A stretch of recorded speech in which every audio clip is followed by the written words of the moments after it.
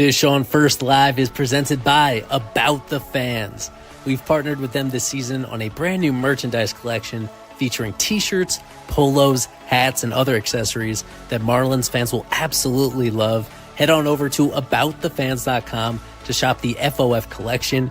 Use our special coupon code FOF10 to save 10% off your order. Enter code FOF10 at checkout to save 10% and continue supporting what we do over here. This is Griffin Conan. This is Xavier Edwards. This is Liam Hicks. This is Dave Myers, and you're watching Fish on First Live.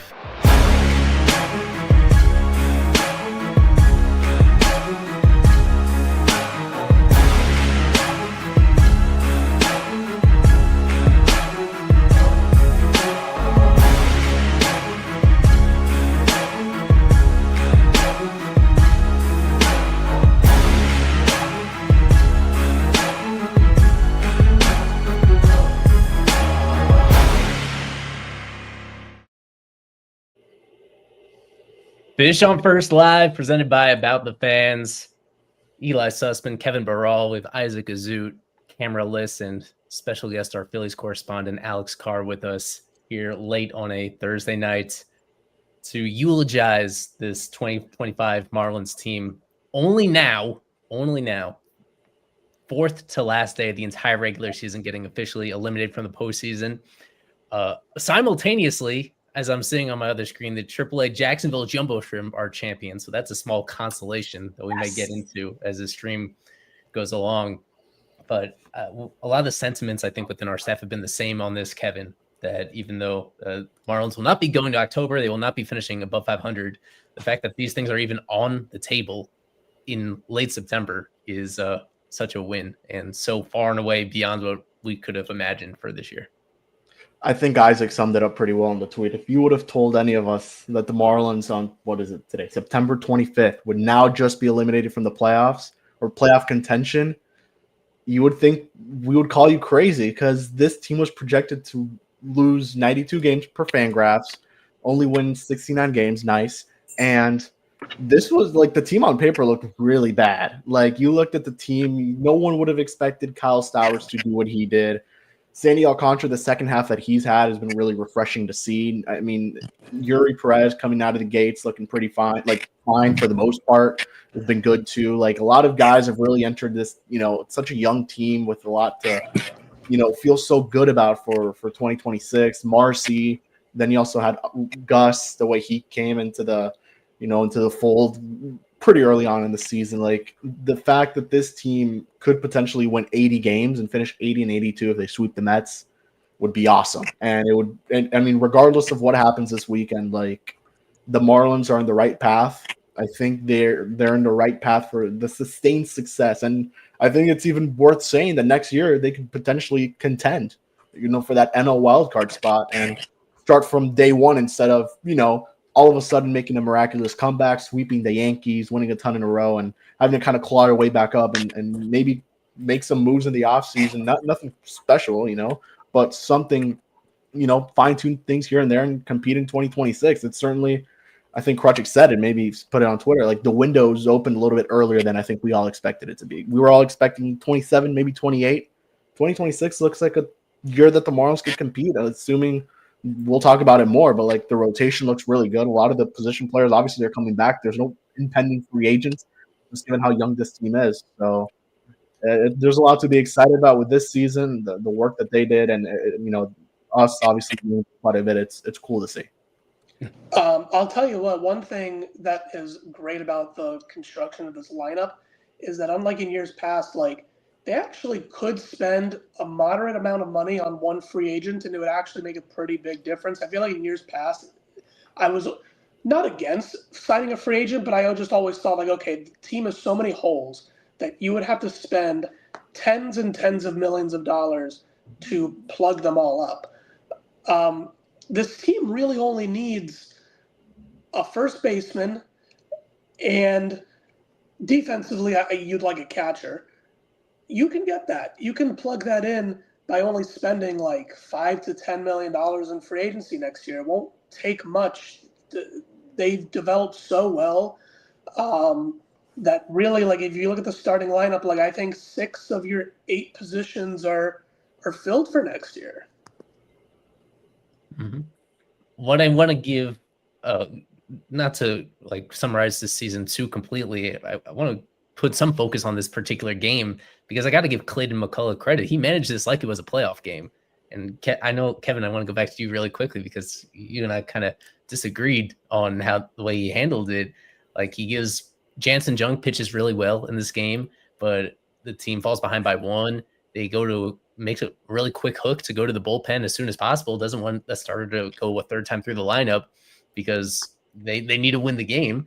And they end up using his usual couple pinch hitters later on. And the way they deployed the bullpens to keep it as close as it was, even against a lineup that this time had both Bryce Harper and JT Realmuto. Yeah, what do you think about the way that he handled the pitching staff in this particular one with the game, with the season slipping away and absolutely needing to win? He was pretty aggressive, more aggressive than he usually is in terms of actually going to the pen that early. Yeah, I mean, especially given, Jansen Junk, like he had been great the last start. I would have given him at least one more inning. He's still super low pitch count. Like you may as well use it, right? And obviously they're not scoreboard watching from the dugouts. They didn't know that at that point, like regardless if they won or lost, like it probably would have been over given what the Mets are doing to the Cubs. But like the way he deployed his bullpen, going with Cade, then Ronnie, it was awesome. Like like that's some of the best bullpen managing Clayton's probably done all year. To be honest with you, as crazy as it sounds, like going to then to, I guess Simpson, and then you go to that rain delay and go with Fauché to finish it off.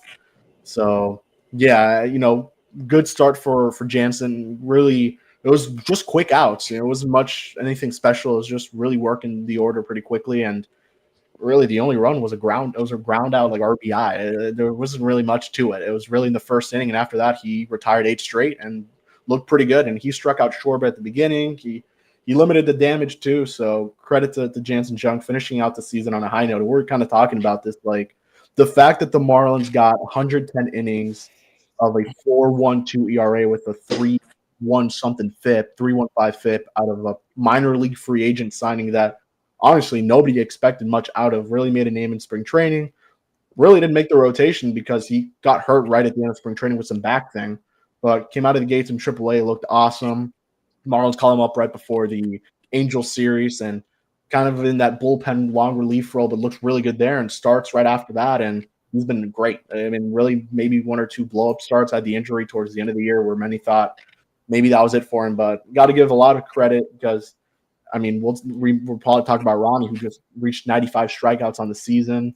Like that was a waiver claim. So Peter Bendix loves doing it, but it seems like this year it really showed, the waiver claims, the minor league deals really working out for the Marlins a lot more than last year for sure. What irritated me about this one is that the inconsistency with Clayton, because Jansen literally went 7 innings against Texas, which would have been considered a must-win game as well. Texas fighting for their lives, and he let him go deep there. Last night, you're down 6-1. I understand it's a big deficit, but you're still in that game, and you throw in Valente Belloso. So I just would have liked to see that aggressiveness last night rather than for the first time tonight, where Junk, it wasn't about that he wasn't looking as good the third time through the order or late through the second time.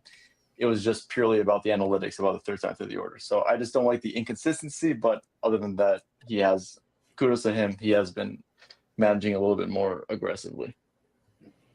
Well, Alex Carr, from your perspective, does it bring you any particular joy to stab the knife in the Marlins back and officially end their playoff run, or is it you just feel like there's enough separation between these teams and quality that you weren't particularly invested one way or the other? Me particularly, no, just because as much as the Marlins have been a thorn in the side of the Phillies in years past, I feel like that hasn't really been as much of the case in recent years, and more than that, I like the Marlins. I love teams that are able to pull off things like this. As much as I kind of despise the Rays model of not spending and really developing more, I don't necessarily think that's where the Marlins are headed, at least not in the extreme way that the Rays are.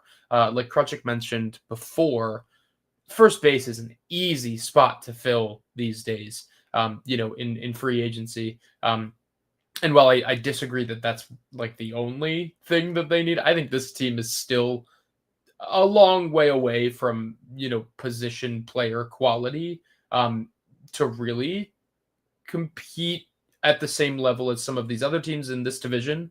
I do think that their developmental strength, which has and always probably will be pitching, was something that didn't really get as much shine this year. And I think that will probably change in future years, where maybe the offensive side of things may regress slightly. But for me in particular, no, there's not really, an extra giddy up in my step about, beating the crap out of this team. It more is, and that was only really last night, right? But it's more, I don't know. The Phillies have just been in these last 4 or 5 weeks have just been a juggernaut. Really, there really hasn't been a team that has I don't know, posed a massive threat in these last 5 weeks. So it's kind of, as strange as it sounds, my head is in the postseason, really. And I think that in particular, I'm just happy. Like I mentioned off stream, I'm just happy to see the Marlins doing what the Marlins are doing. I think it's good for baseball. It's good for the team. I hope that it encourages ownership to spend money, at least a little bit, and fill the obvious holes. Because, if Stowers is a real thing, if Marcy is a real thing, if, you can get some good years out of some of these pitching prospects that are on the way, and the ones that have already arrived, I think this team looks good in the future. So I'm excited. But bummed that they didn't. I would have much rather seen the Marlins in the postseason than the Mets. So what a backhanded compliment that is, huh, Alex? Come on, man. Which one? I threw a lot of them in there. Yeah, there were a lot. I was staying quiet about those, but particularly, please, I'm rooting for them. I would have much rather seen them in the. Hey, anybody. I think we speak for everyone when we would much rather see the Marlins than the Mets. And anybody that has listened to any of my appearances on these FOF live streams knows I actually really like the Marlins. I keep up with the Marlins. I enjoy watching Marlins baseball. I like this. I think Peter Bendix is the perfect man for this job.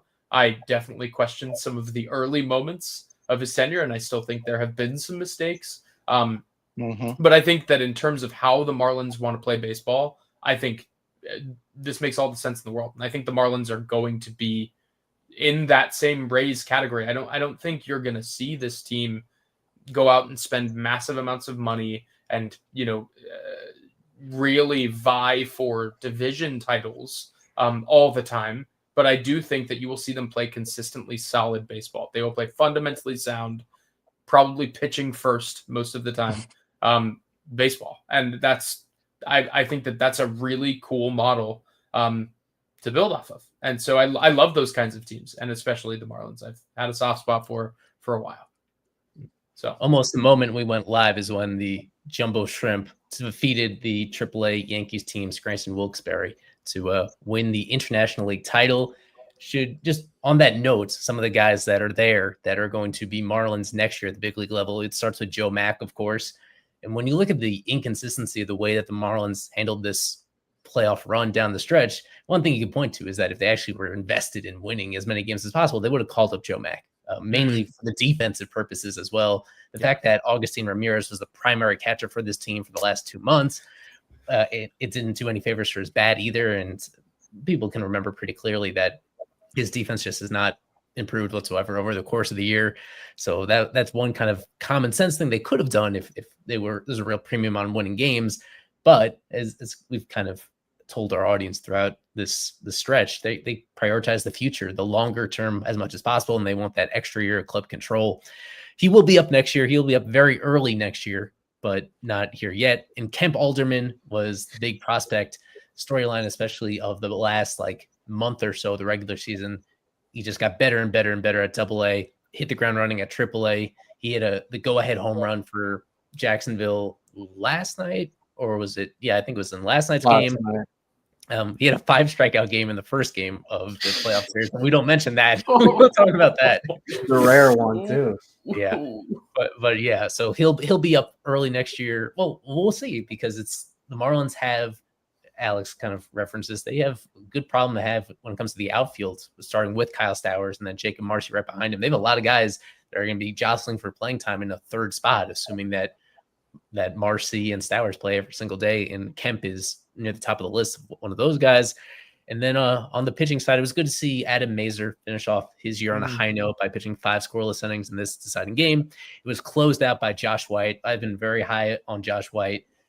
Both from a performance level, he was about as good as any reliever in minor league baseball this year, but also on a stuff level. The quality of his breaking balls, both his slider and his curveball, are the elite of the elite. He has a really difficult arm angle as well that's straight over the top. He is like a right-handed Alex Vesia, for people that were very excited about Alex Vesia when he was coming up in the Marlins system. Mm-hmm. And you're gonna get traded real soon, man. Well, Josh White, he'll have similar value over the offseason if they do choose to trade him. But I think they're going to keep him, and I think he's very likely going to contend. I'd be surprised if he isn't on the opening day roster next year, because his ceiling, when it comes to if you want to look at all the areas where the Marlins could improve, if you want to get really specific, they could use more swing and miss in their bullpen outside of Ronnie Enriquez. It's mainly just Ronnie, and then a lot of other guys that get it done in different ways. But Josh White is kind of in that Ronnie mold, where he's going to be able to miss a lot of bats. It's a question about if he throws enough strikes. Overall, I'm not going to guarantee that he's going to be successful. People know how I feel about relievers and how volatile I think they are, but I think Josh White is going to help. So I could go on and on about this team overall, that they're in a good spot when it comes to imminent reinforcements. That's, people already know about the guys on the pitching side, of course, with Robbie Snelling and Thomas White. So, I mean, just to add, like, you keep looking at the bullpen and you look at the system as a whole, like, there's some really nasty, like, good relievers. You look at Eknes and Belgrave, who were both, I believe, recently promoted to AAA. You keep going and you have, like, really under the radar guys who absolutely nobody, like, talks about. Like, I was looking at this because he pitched in this game, actually. William Kempner, like, quietly had a pretty solid season. The guy they acquired for Robinson Pena, Colby White, I think is his name, like, he was pretty great when he got here to Miami. A lot of velo. It was really just, let's fix up the command, and he seems like he's really done that. Like, they've got relievers that make you feel good about what's coming up through that system, and you keep going down the list, and that's certainly a spot where you where hey, he gets a ring, where you feel really good about the organizationally. That's definitely one of those spots. And credit to the scouting, to, like, whatever you want to call it, but, like, a lot of guys who are relievers in this organization that could be up. Like, you look at the Jacksonville roster. I mean, Eknes, Belgrave, White, 3 guys right there who could probably be on the opening day roster 2026. So there's going to be a lot of spots open in spring training. I really don't see the Marlins. Maybe they'll claim guys, but, like, in reality, like, they have young players who could help them out right now, as Eli noted, with White especially being the one. And he has to be 40-man, I believe. He has to be added to the 40-man. So that'll come up soon, especially with all this crazy roster movement that we see now once the season officially ends for the Marlins. It's also just a really good offseason just to add, like, throw darts at the dartboard in terms of relievers. There are so many interesting guys hitting free agency that either have had bad years or are coming off of injury or, this, that, or the other thing. So it's a really, really, really interesting offseason for the Marlins in particular. If they want to do something like that, and more than that too, from a starting pitching perspective, it's similar. So I feel like the Marlins are that kind of team that can afford to take those kinds of risks, just like kind of, give low guarantees or maybe even the minimum to a couple of guys, and see Miami as a team that could be competitive, or worst case, if they're not competitive, they can kind of be sure that they'll be dealt to a contender, by the trade deadline. So I feel like it's going to be an attractive destination. Also, Lone Depot sometimes just feels like an absolute, like, death valley when it comes to, balls just go to die there sometimes. Oh, okay, that's what you meant. Okay. So yeah. I thought you were gonna say this place could feel like okay. Oh no. Hell no. It can really feel like balls die in that park, which I think is attractive to a lot of pitchers these days. So yeah, I don't know. It's gonna be a really, really interesting offseason for the Marlins. I think it's gonna tell you a lot about where ownership is. Which is Have you made it out to Lone Depot Park yet in your life? No, only driven by it, and I will. Really? I will get there, Isaac. Trust me. The moment that I step into Miami, you're gonna be the first person to know. Please. Don't you worry. Excellent, man. It's there's a lot of good things, and a lot of bad things about that ballpark, but we'll get into that another time. The one thing I will note, and I'm sure this will 100% come up, is all the trade rumors will probably be there, right? Like Sandy, Cabrera, it's going to be there. Now, maybe it's us feeling like really high about the season, whatever it may be, and it'll die down, but like, why not fuck around and find out, right? Like, keep them together, go into spring training with that rotation, which could be one of the best in the National League. And I don't know, it's probably just me feeling very fish fam right now, but I mean, Sandy's still under a really nice contract. Cabrera probably is the only one you feel a little concerned about, right? But like, it's a good rotation. It's a lot of options, and I know it probably feels like one of those off seasons where you could probably afford to trade a pitcher because of how many guys you do have. With Snelling, that's exactly what I was going to say. So maybe you trade one, but I don't know. I think they have a good enough rotation where they could at least do something. And Stowers, Marcy, as Alex noted, are really legit. Like, you've got a pretty decent team that can compete in what seems to be a really bad NL this year. Where like the Marlins are in this situation because the National League was really bad this year. So the National League outside of those top 5 teams. Yes. Outside of the top 5 teams was really bad. That's a point I want to spend a few minutes on, the fact that they are in the mix here. That fact that potentially there could be a postseason team. The Mets, did they just officially win? Yeah. So the final wildcard spot will have a winning record. But it'll probably be. But there's a scenario where the Mets get swept this weekend and make it in with 82 wins, and that just shows that's part of the reason why they were in the mix. Our staffer Luis Adioais, he really got caught up on this one detail, which I think is fair. The fact that the Marlins have a run differential that's minus 90 something, like the fact that it's in the 90s now. It was like 80 something today. For them to it was minus 92. So for them to even be floating around 500, they were getting some lucky breaks just to be in this position. Yeah. And the idea that they would have even had a chance to make the playoffs. This team was there's some interesting conversations about whether this team was, how it compares quality wise with the 2023 team. I think 2023 was better. That they had some big injuries at the end that gave them really no shot once they made it to October. But this team, they were some things had to go right just for them to get into this position, and not just including other teams struggling, but pulling off. There were some lucky breaks that went their way as well, just to get them this close. So, as much as they brought some joy to people during, especially these final couple weeks, and then there were really 2 pockets of, I guess you could say 3 pockets of joy. Like at the very beginning of the season, those first few weeks, the fact that they were even floating around 500, in contrast to the year before where they immediately plummeted to the very bottom, that got people encouraged. And then, of course, there was that extended stretch from mid-June all the way through that Yankees series at the start of August, where they won almost every single series they played. That was encouraging, and that got them over 500 at 500, not over 500, at 500 for just a moment. They could not get over that hump, but they got to 500. And then all of a sudden, slumping for almost all of August, all of a sudden at the very beginning of September, like 2 series into September, putting together this consistent stretch as well. So there were different pockets, but there was about as much bad as there was good from this team. And that's kind of how they're in this scenario. I will say, though, and I do agree, the 2023 team, in my opinion, was the better team.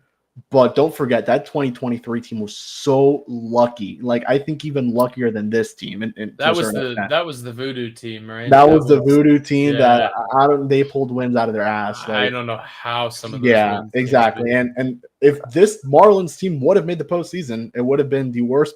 It would have topped the 2023 team for the worst team to make the postseason based off the run differential. That's where I just hate the run differential, dude, because I think without a doubt that a 2025 team is infinitely better than that 2023 team. I don't care what you guys say about the run differential, dude. This team would have had 3 ace potential guys going at them in a wild card series right away instead of Luzardo and Garrett. I understand injuries were a big thing, but this team has at least 6 position players, like you guys said, that are at least role players next year. That 2023 team had nothing. I don't know how that's an argument, but I would choose that team. Yeah, I hate the run differential stat. Pitching definitely the pitching was stronger on that 23 team. I think that on the 23 team, especially, yeah, right. I mean, you had Jesus, you had Sandy going, you had. Right, and even addition, the bullpen was a lot deeper. That was a very deep bullpen was very good. The way it was utilized, at the end, and then that was that magical Nardi season. Not even magical. Soriano was actually a good reliever too. He was good. Andrew Nardi was good, like actually good, which is, it's difficult. I think that it is kind of apples to oranges here in that, this offense was just miles ahead of where 23 was, but that pitching, I think run differential in general is a flawed stat, but it does do a decent job at illustrating either one thing or the other, right? Either your pitching is, a lot better than it should be, and thus your run differential. The one thing I will say for both teams, these two teams are extremely lucky. That does not change anything. Exactly. Yeah, they're both very lucky. I just think the 2023 team was a lot luckier, but I do think that team was better. Correct. And you can make the argument that, of course, the pitching was slightly better overall for the season, but the run differential has nothing to do with that. It was a few awful games where Javier Sanoja, how many innings did Sanoja pitch? Like 15? I mean, are you really going to put run differential against? Come on, that's the most irrelevant stat. Hey, Jacob Stallings was pitching for the 2023 Marlins too. I understand that, but he was kind of good. Sanoja pitched more than freaking Ryan Weathers did this year. That's true. I think factually he pitched more games than Weathers did. That's insane. So it's ridiculous. I think you can make the argument, but I still would easily lean. I think Miami could take 2 out of 3 at Citizens Bank Park this wildcard series more than the 2023 team. Come on, man. They did it tonight. They did it this weekend against Luzardo and Christopher. But I'm saying if they went up easily with what they're going to throw out against the Mets this weekend, I think the Phillies would be a little bit scared there. Yeah, the bigger thing that we touched on already is there's more of a future beyond the current season than 2023. 2023 that's the main difference, correct? Yeah, that was the end of you knew that you weren't going to get that amazing season from Arise again.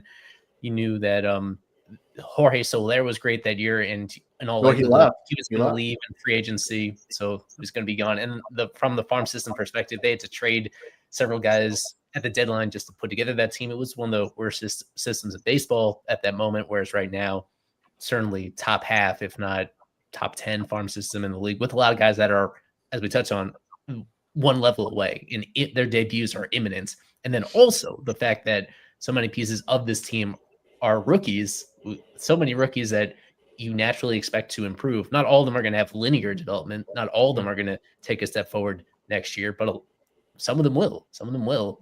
Like Augustin Ramirez, as a hitter, he's a guy where the numbers this year are not going to, the final numbers are not going to paint the story of just how talented he is offensively. He's going to wind up as like a below average hitter overall.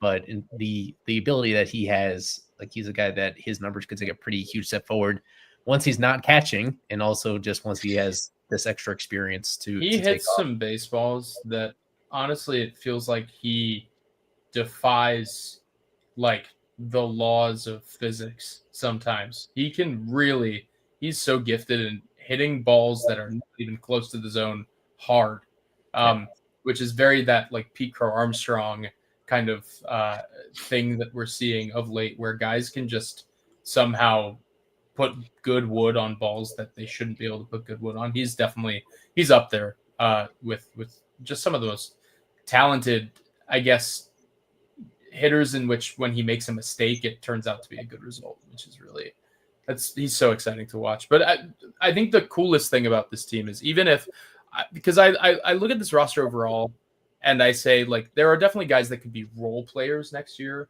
I'm not sure how many of those guys are like bona fide, like this guy would be starting on every major league team. But I do think that in free agency, there are so many ways to supplement that.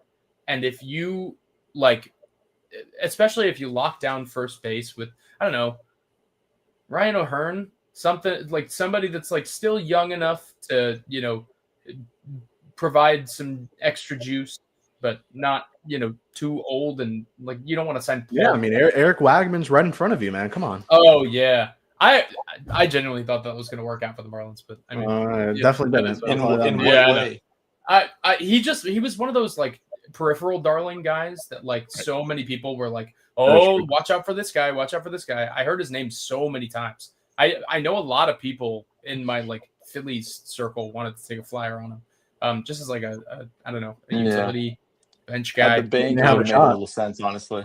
But I don't know. I thought it would work out, but it definitely didn't. But like somebody like Ryan O'Hearn, you know, just somebody that locks down first base and just provides a constant middle of the order bat. But then like, I don't know, go get some of these like Rob Refsnyder would be an awesome Marlin. Like just a guy that you could platoon with like any of your left-handed, you know, guys. Is that something that somebody said before? Well, no, I'll hop on that just to say that Refsnyder was originally in the Yankees organization, right? So my dad is a diehard Yankees fan, and it boggles my mind that he's still like a good big leaguer all these years later. Because he wasn't that good. Wasn't that good when he initially came up with the Yankees? There is nobody I want the Phillies to sign more this offseason, but because I'm just looking at who's available, but like, or Ahmed Rosario, right? Just somebody that can supplement. He hits left-handed pitching so well. Like it really is just like, you know, this is a very left-hand heavy lineup, at least with your heavy hitters. So I don't know. I feel like that makes some sense. I don't know, just getting some supplemental guys that in the aggregate can help, you know, offset some of the weaknesses and then, you know, just shoring up pitching. But one big bat would do a lot of good to this lineup. And that's exciting. So I don't know. There's so much to be happy about if you're a Marlins. I also think like, at least on the position player side, and if we're talking about signings, they need a veteran presence in there. Totally. Like 100%. You know, it's such a young team. And hey, Miguel Robles is going to be a free agent. Let's not start. No. I'm just saying. No. Nope. I'll pass. Nothing against him. Just no more Jazz, no problem. That's true. I do want to ask you both. Like, we can start with Eli. Like, you look at the rotation, like it's pretty awesome, right? Like, you look at these position players. You think there's a window next year? Do you think they do a couple little things? Obviously, you're banking on Thomas and Snelling. You're hoping Joe Max somewhat could hold it down, right? But it would be an upgrade defensively. Like 100%. You've got guys there. I would say defensively they're pretty good for the most part. At least in the outfield, there's still obviously work to do on the infield a little bit. But like, there's a world where I think this team could be, you know, they could at least try to go for it at the start of the season, first half, before they, you know, if they fall off, you sell. But like, there's a world where they could be pretty good. So I do think there's still going to be a big priority on. I don't think they're going to, as much as they have these guys knocking on the door. I think they're still going to be a bit greedy when it comes to that. That you're not going to see these top prospects on the opening day roster. They definitely want that additional year of club control, even if it comes back to bite them. And I also think when it comes to the spending, that there's going to be a willingness to spend on 1-year deals. I'm not sure what that is going to look like when it comes to players insisting on multiple year deals with the fact that the CBA is coming up. And I think even the Marlins don't know exactly what that means for what their spending is going to have to be or need to be regarding whether there's a potential salary cap and salary floor and how that impacts things. So I feel like there's still somewhat of a limited universe of players that they're going to go after just because of the uncertainty surrounding that CBA coming into effect and potential changes. that it comes to it. Yeah, well, I guess we should revisit the idea about the starting pitching trade candidates and Sandy. They were justified for holding on to him through the deadline because that's something that I felt at the time, and it has played out in such a way that whatever they were being offered a couple months ago, I think is going to be better after the season. Just given 100% the way that he's performed down the stretch. And they're not in a situation where they need to dump the money. They're not paying anybody else, so it's not about that. It's just how they feel about him, how much they trust him moving forward into his 30s and his early 30s compared to all these other guys they have knocking on the door, and that this is an opportunity where he continues to be an interesting player to talk about because it's hard to communicate the difference between we're not going to see him win a Cy Young again in his career, but we're also not going to see him struggle the way that he did this year. And there's so much ground in between that I think they're still going to be they're going to be receptive to whatever offers are out there for him. If there's an opportunity, not that they need to hoard more prospects than they currently have, but it's about an opportunity to just realign their roster in some ways that if they're, especially during the offseason, you can get packages of some major league ready guys at different positions that wouldn't have been available at the deadline from teams that were in buying only mode. So I still think they're going to think long and hard about dealing him. And Edward Cabrera is we should remind people why it is that he is starting. He started on Tuesday, why he's starting again on Sunday.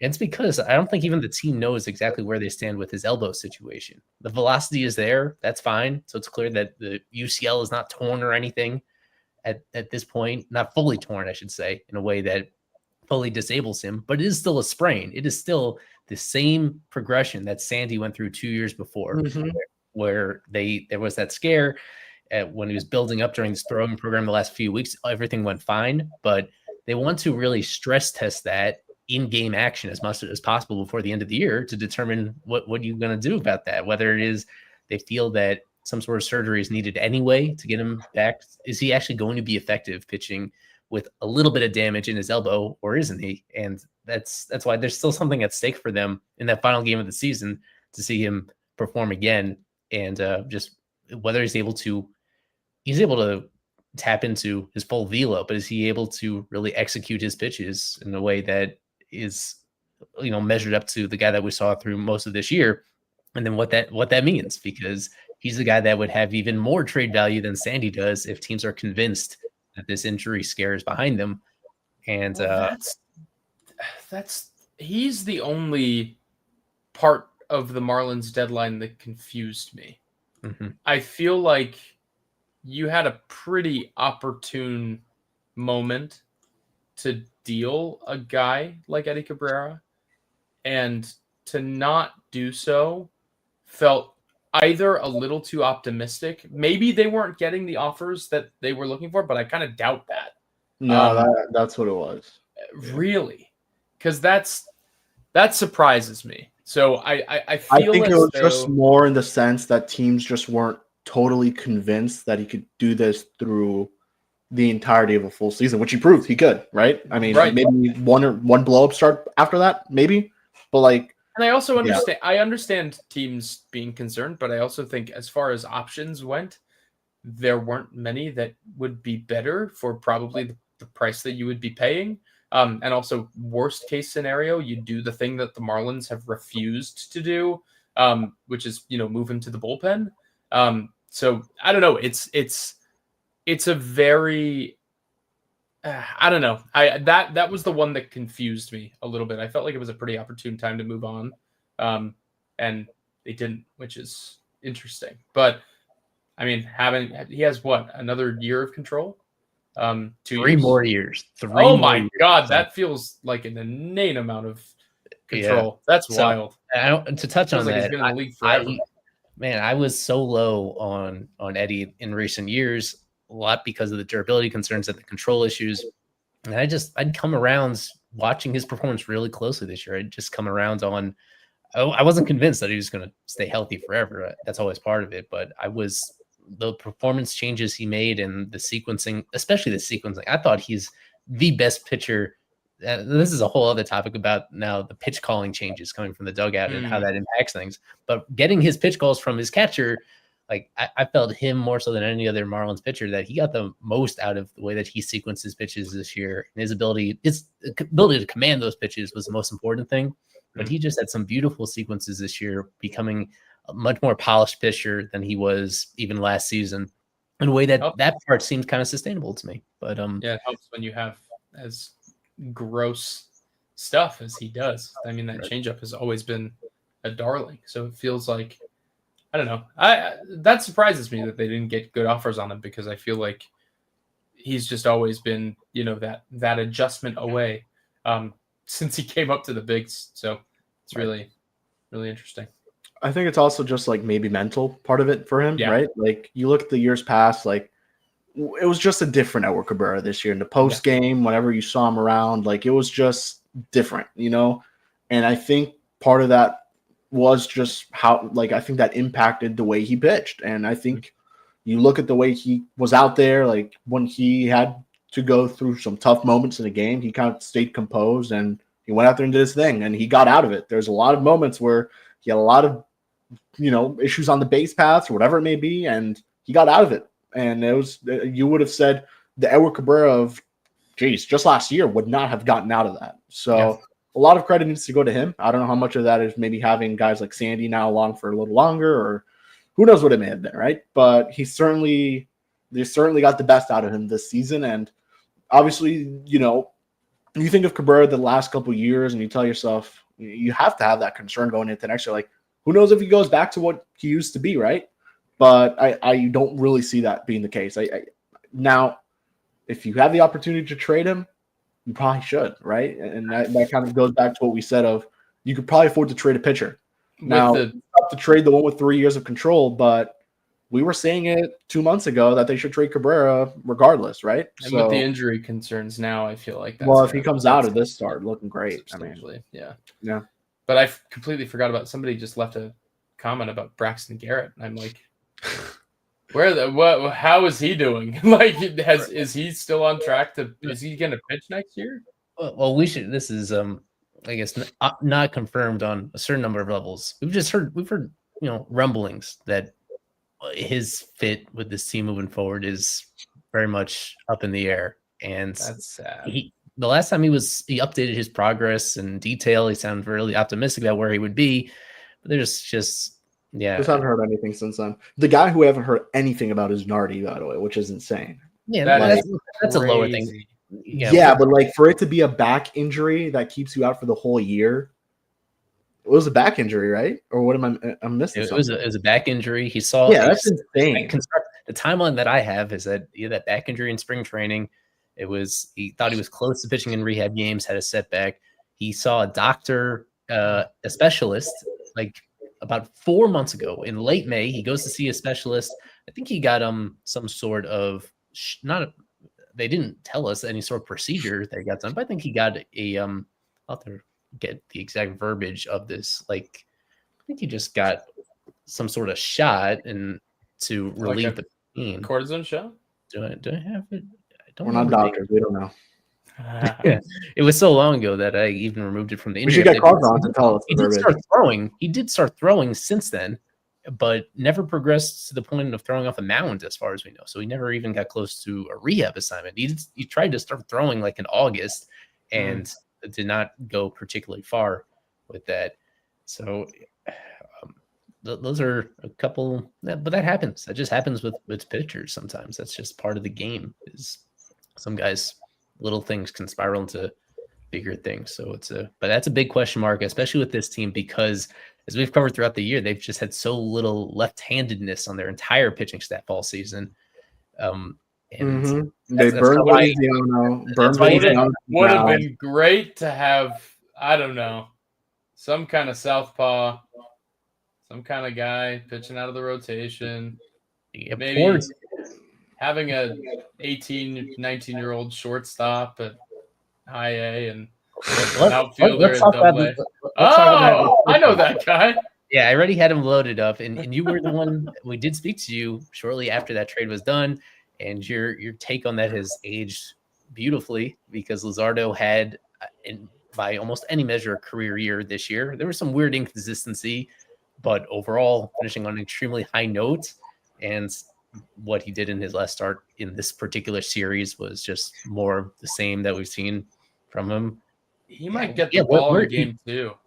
That's what I was going to ask. Yeah, how does he fit in with the fact that once that Zach Wheeler setback came a few weeks ago, I think people were wondering how legit are the Phillies still as a World Series threat. But if you have the way that Christopher Sanchez ended his season as well, and now Luzardo, that's really special 1-2 punch potentially. Would have been a lot more special with Zach Wheeler at the head of it, but also just very glad that he's okay. He got his decompression procedure done. So, thankfully, because it was, I don't know if Marlins fans have been in tune, but Zach Wheeler got thoracic outlet, but not the bad kind. He had a blood clot in his shoulder, and had to get thoracic outlet decompression surgery, which is a totally different procedure.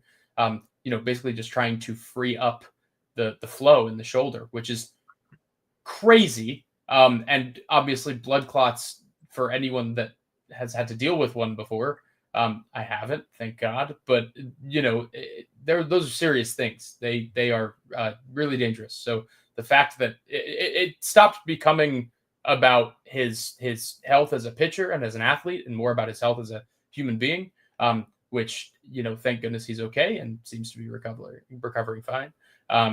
But yeah, I mean, it's pretty crazy to say that without the best pitcher, or I should say one of the best pitchers in baseball, because Paul Skeens does exist, but without one of the best veteran right-handers in baseball, the Phillies still have this three-headed monster at the front of the rotation. Granted, they are all left-handed, but Chris Sanchez, in a lot of people's eyes, Chris Sanchez should win the Cy Young this year, even over Paul Skeens. I don't believe that, but I know a lot of people are making the argument strictly just because of a lot of the old guard statistics, and then some inning things here and there. I mean, Chris Sanchez has gone 7 innings, I believe, as many times as any pitcher in baseball. I think he's pitched into the 7th inning like 21 starts this year, which is just unbelievable. He has been ridiculous. I still can't believe that his ascension has amounted to what it has.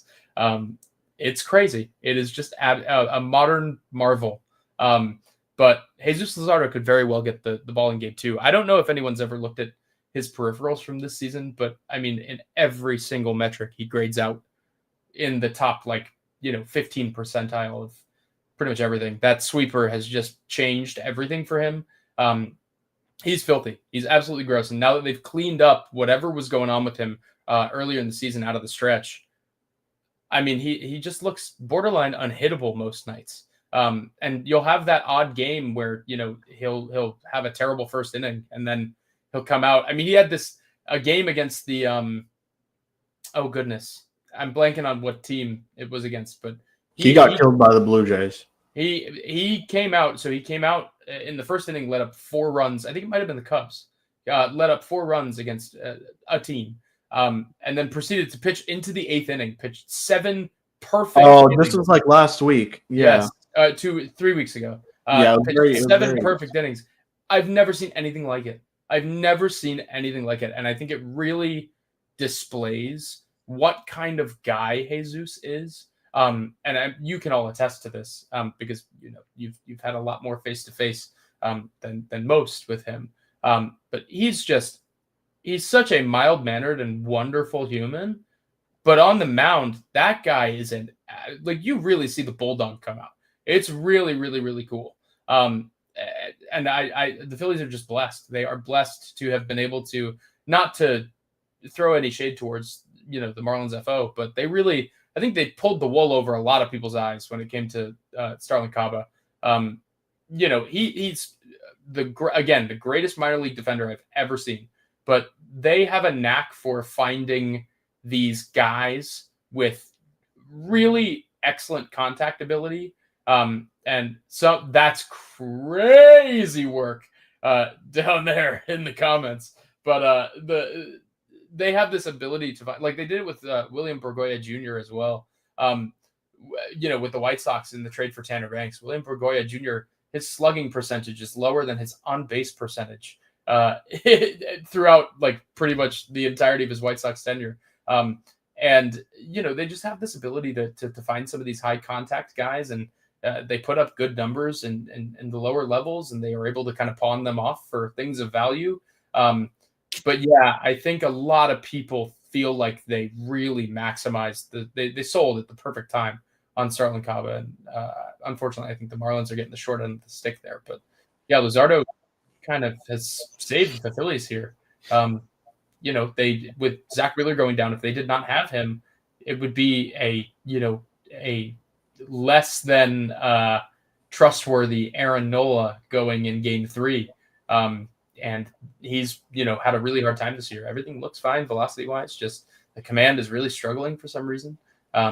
So it would be a less than trustworthy Aaron Nola going in Game 3, and I don't think that's the position you want to be in a 5-game series. So I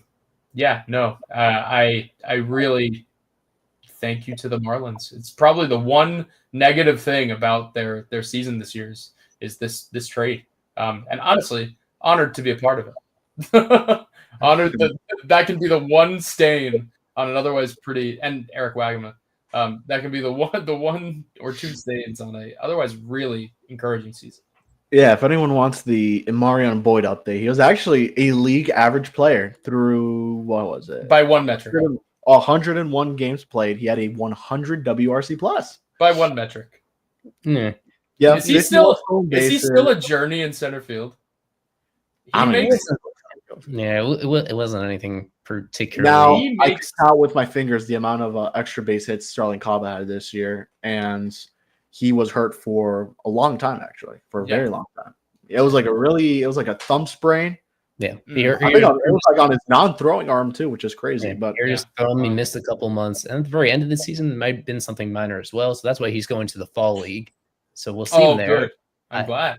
Yeah, we'll see how that goes. I mean, he's going to be one of the younger guys there, and that is still that's one thing that like he has on his side is that he's still only 19 years old. Yeah. So I mean, that's I'm telling you, he at his worst will be Andrelton Simmons light, right? Like he's not going to hit the same way that Simmons did for those few years, but he is a game changer defensively. He's a guy that regardless of how bad the bat is, you still want him playing shortstop at least the majority of the days. So it's not like they got nothing.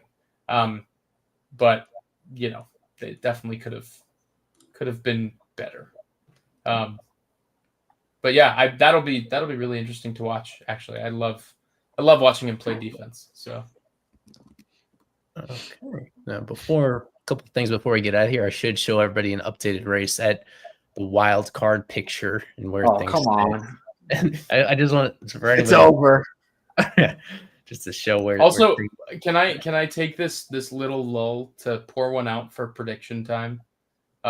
If post series live shows are really the future here, unfortunately, that means that my favorite Eli blurb will probably. Unless you guys are doing prediction time for the following series, we still do it. Now it's complicated when it's leading into an off day, and there's like we're keeping you around to do it for the Mets series, even though you have no horse in that race. So we're doing that. At least we know who's. I have a horse in that race. Okay. As a Philadelphia Phillies fan that lives in Queens, I have a horse in that race. Don't you worry. Mm-hmm. Here's one look at where things are at. So the Mets up by a game over the Reds, up by 2 over the D-backs. Just 3 games left for all these teams. A mini storyline just a few weeks ago, before we thought the Marlins were even going to flirt with this, was the fact that they're likely to finish ahead of the Braves. They're going to lose the tiebreaker against the Braves in the standings. But if the Marlins win this final series, then they ensure that'll be the first time they finished ahead of the Braves in 11 years or so. Let's go. That's something to celebrate there, guys. Come on. Yeah, it's got to be longer than that. Finish in 3rd place in the NL East. I think maybe I'm just forgetting how bad those early 2010s Braves teams were. Even the mid 2010s. That's what I mean. Those mid 2010s. Yeah, things flipped around in 2018, and but right before Jason that, Hayward trade kind of, I guess, sparked the new, and the Shelby Miller trade. Yeah, I think were the things that really It was started only a getting in little there. low. It was only a few years between that early 2010s teams that were still pretty good. And then once the Acuna-Snitka era starts in 2018, in between, there was just a couple of down years where Marlins were slightly better. And not they didn't even have a winning record. It was just by really small margins there. Well, we're not going to make this part prediction time, but the Ricky Nolasco Marlins. I was trying to just think up I was trying to dredge up a name, and I couldn't get there. Ricky Nolasco Marlins were better. So who do we want to? If we assume that you like to see the Mets suffer, I'll go to Kevin first. Who do you want to actually see pull out of this? Those top 5 teams are still actually no. Now the Giants are eliminated and the Cardinals, so it's just a 3-team race at this point between the Mets, Reds, and D-backs. Who do you want to see in October? I'd like to see the Reds, just to see Ellie De La Cruz in the postseason, Hunter Green. Like that's a pretty good team, and you put them up against in a 3-game series against any team, and whatever the wild card scenario would end up looking like, they've got a shot. Like their offense is a little sketchy at times, but like just Ellie in the playoffs would be really cool. Terry Francona, to see him back into the playoffs in his first year back managing, it would be pretty awesome too. So I'll go with the Reds. I just think, a team like the Diamondbacks really wouldn't have a shot there. And same thing goes with the Mets, to be honest with you. For me, the Diamondbacks will always and forever, terrify me. Strictly just because of reasons. And then the Mets, I don't know what is going on at Citi Field, but I don't think I ever want to set foot to watch a Phillies game at Citi Field ever again. I mean, there's just, you want to talk about voodoo magic. Something's going on over there. Definitely not the Mets. I'm all for the Reds. I think the coolest part about having the Reds in the postseason would be any kind of postseason series that includes Great American Ballpark. That place is just built to play a postseason game. It's going to have so much drama. All those balls are going to be flying out. Everything is going to be crazy. And it's that's the kind of baseball environment I like to see. So I think absolutely the Reds. I don't think they have the greatest shot. I think, like you mentioned, Kevin, Hunter Green and Ellie in the postseason, it's just always, you want to see that. But outside of that, the team is really, mediocre at best. But they do have this they've got a couple of those guys that just kind of scream that they would be postseason heroes. It used to be Jake Fraley has always felt, I know he's on the Braves now, but Jake Fraley has always felt like that kind of guy. And it feels like they are a team entirely comprised of Jake Fraleys, which is so interesting to me. So I would love to see the Reds, mostly because I feel like they are the least threatening, but also because that ballpark would be so much fun to see a postseason series. The team that makes it would face the Phillies, right? Or the Brewers?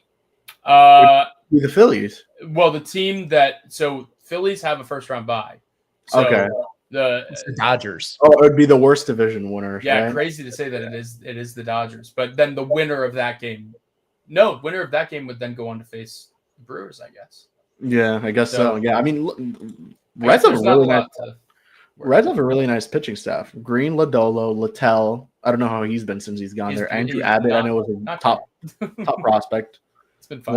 Once in a time, and Brady Singer, who seems to have been pretty good over there. He's been fine with me on fantasy, so yeah, he's been fine. So this is gonna be unpopular, but I still want to see the Mets in the postseason. Oh my god! I want to see them face the Dodgers, and I want one of those teams to go out in really disappointing fashion against each other, playing head to head. The Dodgers being still the reigning World Series champion. That is fair. It is two very high payroll teams that have really ducked under expectations. But wouldn't it be better? Well, it wouldn't be better for them, but it would be pretty funny to not see the Mets, who literally got Juan Soto, not even make the playoffs.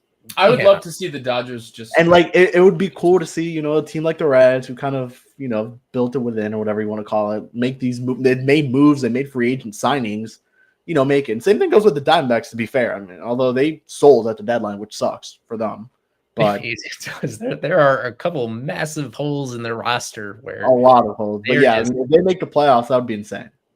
right. I would like to see the Dodgers, no matter who makes it in. I would like to see the Dodgers take that L. That would be That'd be quite pretty nice. awesome. That'd be Yeah, quite that'd be nice. pretty great. I Yeah, would like that. All righty. So one more series coming up for the Marlins to play during this regular season. Let's get right to it. Final prediction time of the regular season. This is prediction time. I think we're going to win a lot of games, a lot more games than you think we're going to win this year. Hey, Yeah. hey! He was cooking. Bruce was cooking.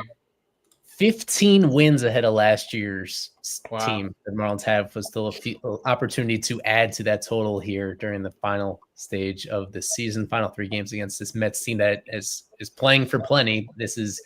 They need to win these games, but their playoff fate is now within their control coming down the stretch. A quick look at the predictions from this past series. We put Hector and Rings on top because they are our co-leaders, and both of them thought the Marlins were going to win this series. They missed out. They did not pick up any points. I reluctantly had the Phillies winning this series. I had a feeling that this was going to be the end of the road for this wild card chase, and it was.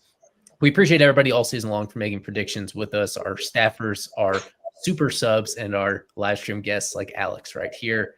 So this is the leaderboard as we head into this final series. It's just going to be between Hector and Rings, which is Alec Chow, tied at 64 points apiece. Predict how many games the Marlins are going to win in the series. Who will be the series MVP is determined by win probability added. It could be a player from either team, a hitter or a pitcher. Down here. I'll get the music going. We'll lead off with Kevin for this final series. I need to actually think from myself who I would pick. Usually I have this. What does the winner get?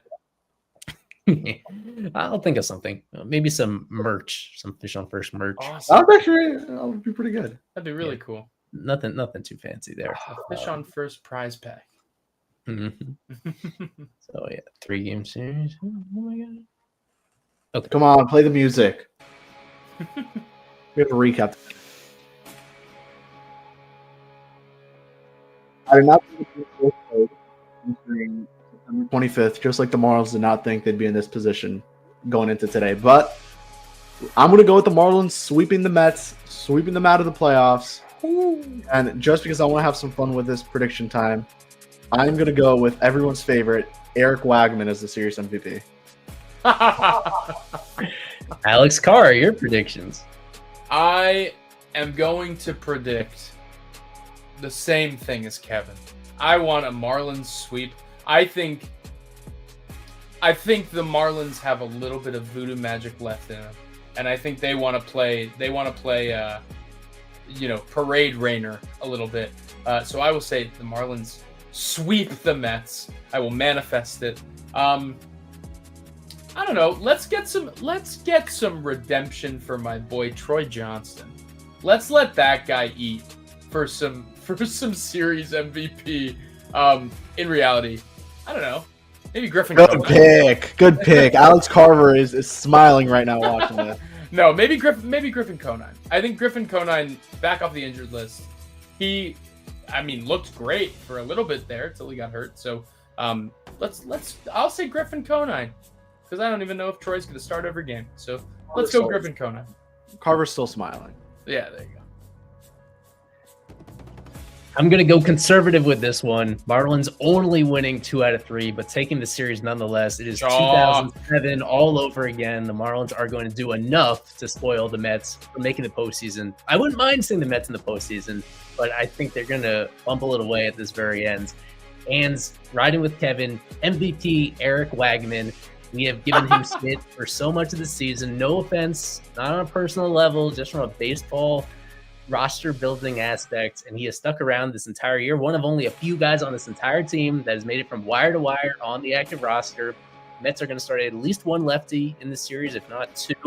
So Wagman is going to be in the lineup, and he'll probably come off the bench even on the game where they face a righty starter at some point. He'll come in late and come up with a clutch hit.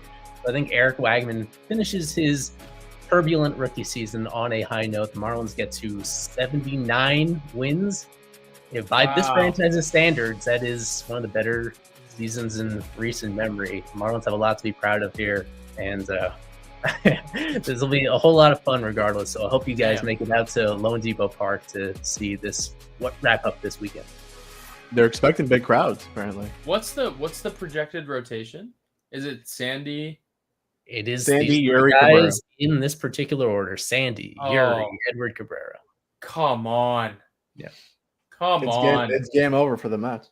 Come on. Let's go. And the Mets are starting, I'm assuming. It's going to be, I have it right here, Brendan Sprout, Sean Manaea, David Peterson. Yeah, we'll see if Peterson starts. Peterson's been so bad for the I last think I saw something that he's getting, one of their guys is getting TJ.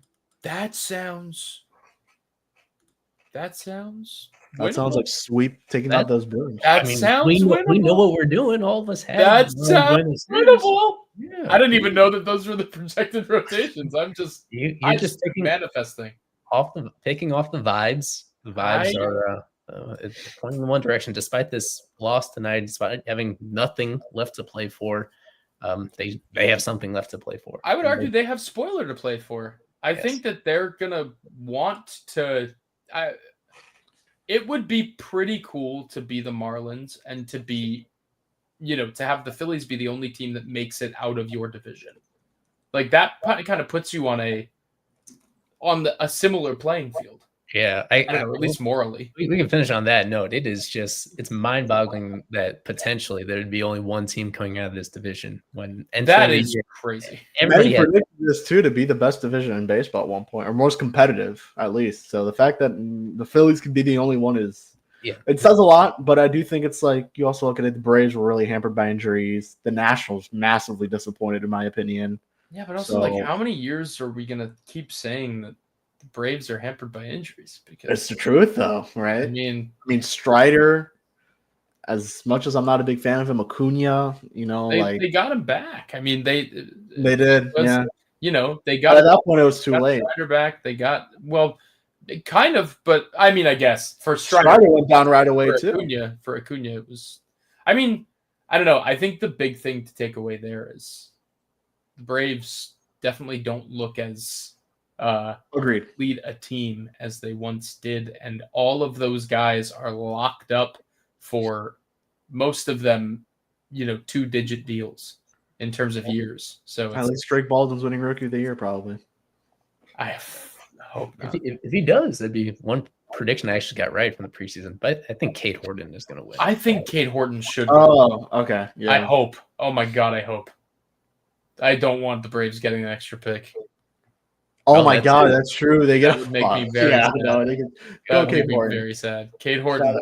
Go Cade Horton.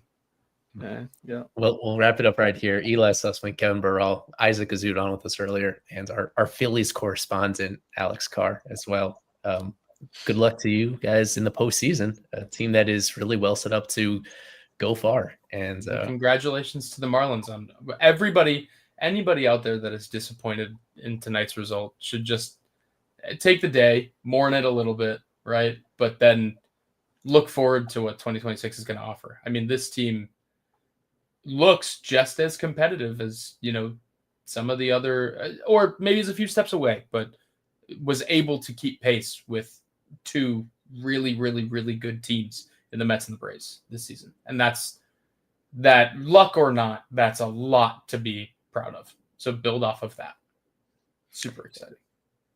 Thanks everybody for staying up late with us as well. One of our latest streams of this entire season, because the Phillies still do not have a roof on their ballpark.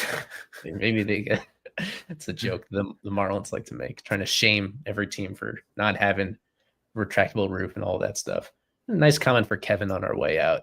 For somebody that also follows Kevin's coverage of Florida International University. That will keep us busy. Keep him busy. It's not going to keep me busy. It's going to keep Kevin busy, though, heading into the fall. So we'll wrap it up right here. Another stream right after the series finale on Sunday. So we'll hear from, hope you guys will tune in for that. And of course, we'll have some streams throughout the offseason. We'll give you the specifics once that turns over. But that offseason is coming up fast in just a few days. Appreciate everybody's support. AboutTheFans.com has all of our merch if you're interested in repping us on a hat or a t-shirt, a polo, stickers, other accessories. So supporting us there helps a lot as well. We'll leave it out on that. Appreciate everybody for tuning in, and go Fish. Fish on First Live is presented by About the Fans. We've partnered with them this season on a brand new merchandise collection featuring t-shirts, polos, hats, and other accessories that Marlins fans will absolutely love. Head on over to aboutthefans.com to shop the FOF collection. Use our special coupon code FOF10 to save 10% off your order. Enter code FOF10 at checkout to save 10% and continue supporting what we do over here.